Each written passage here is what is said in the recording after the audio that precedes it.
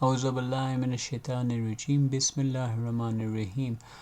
Assalamu alaikum, peace be on you. Now today what I'm going to be talking about is chapter number 2, verse number 216 of the Holy Quran, in which it allegedly says, Jihad, holy fighting in God's cause, is ordained for you Muslims, though you dislike it. But it is possible that you dislike a thing which is good for you, and like a thing which is bad for you. But God knows, and you know not. Now, the first mistake in this translation is that the Quranic verse actually does not use the word jihad. The verse actually uses the word qital, which refers to physical fighting or combat. Now, if you actually look at the Sahih International translation of the Quran, and if you look in any other translations, it most likely will say, fighting has been enjoined upon you while it is hateful to you. But perhaps you hate a thing and it is good for you, and perhaps you love a thing and it is bad for you, and Allah knows while you know not. Now, in general, if you just look at one verse like that, you'll think, okay, Islam, it talks about fighting, and this is what Islam teaches. Now, you can do that with any type of verse in any article or book or anything. You can get one particular verse and you take it out of context.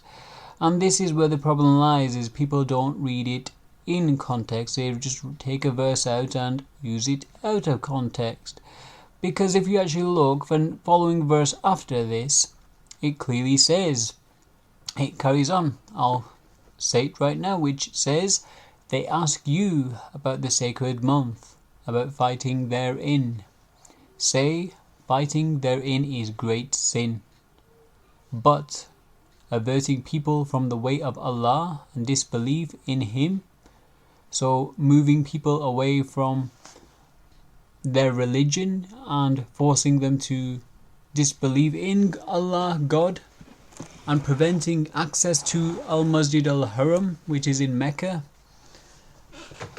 and the expulsion, which means the action or process of forcing someone to leave a place, for example Mecca, which is clearly saying Al-Masjid Al-Haram, which is where Mecca is, of its people therefrom are greater evil in the sight of Allah.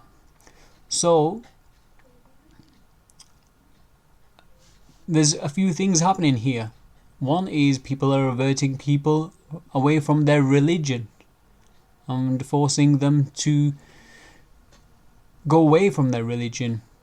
And then they are preventing people access to Al-Masjid Al-Haram, which is where they commonly go.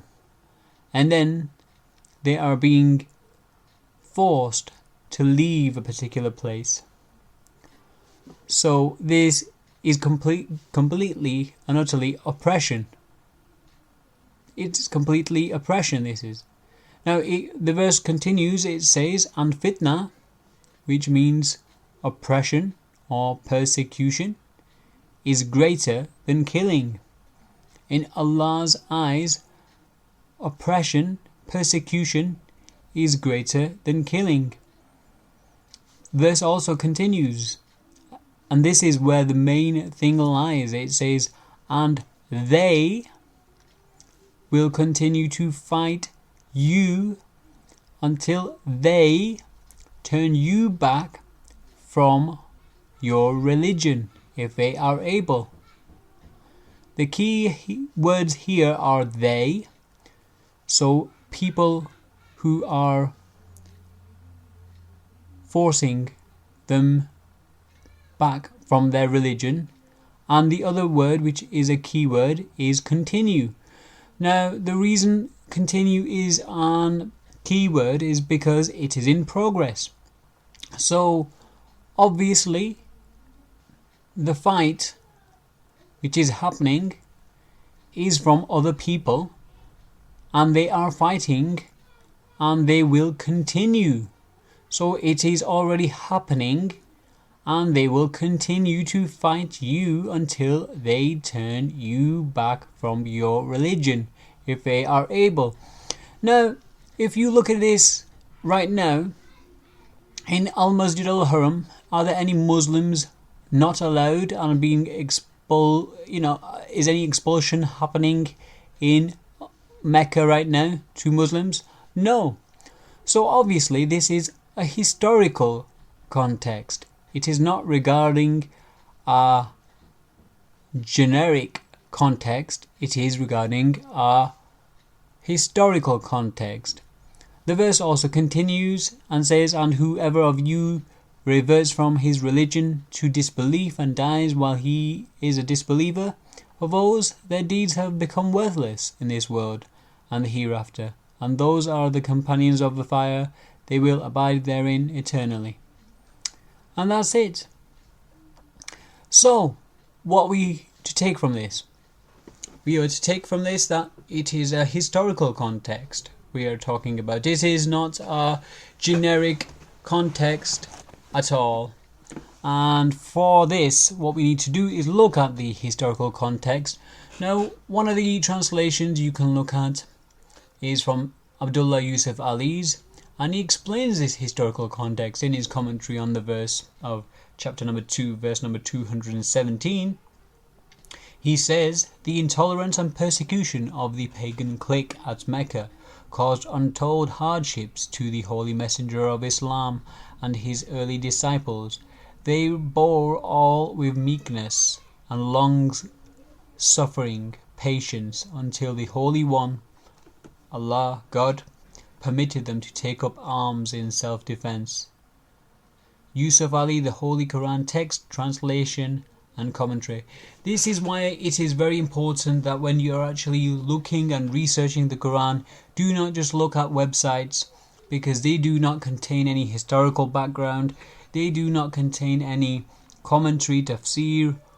They are just basically translations, and you can get confused. People are misguided. And there's a lot of people who like to misquote the Quran out of their context. But like I clearly showed you, if you go to verse number 217, it is clearly talking about a historical context. Now, Abdul Majid Daryabadi also explains the historical context of the verse.